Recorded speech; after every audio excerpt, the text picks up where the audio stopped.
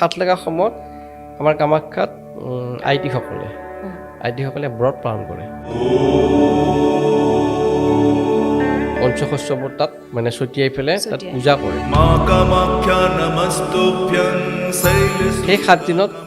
তাৰ পৰা গজালি ওলায় কামাখ্যাৰ সমাজখনত এটা পৌৰাণিক কথাও আছে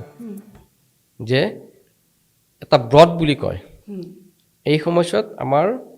যেনেকৈ এইটো আহাৰ মাহ পৰিলে আহাৰ মাহত জেঠ মাহৰ মানে সংক্ৰান্তিত 4 দিন আগৰ পৰা আহাৰ মাহৰ 3 দিন সংক্ৰান্তিৰ 3 দিন 7 দিন হাত লগা বুলি কয় হয় হাত লগা বস্তু জানেনে হাত লগা বুলি কয় সেই হাত লগা সময়ত আমাৰ কামাখ্যাত আইটিসকলে ব্ৰত পালন কৰে মানে প্ৰথম দিনাখন তেওঁলোকে আমাৰ পুখুৰী পাৰলৈকে যায় পুখুৰী পাৰত স্নান কৰে তাৰ পৰা পুখুৰীৰ পৰা মাটি তুলি এঠাইত ৰাখি তাত যিটো মই আগতে ক'লোঁ যে মানে বীজ ৰোপণ হয় শস্য ৰোপণ হয় তেওঁলোকে সেই আমাৰ পঞ্চশস্যবোৰ তাত মানে ছটিয়াই পেলাই তাত পূজা কৰাৰ পিছত সেই 7 দিনত তাৰ পৰা গজালি ওলায়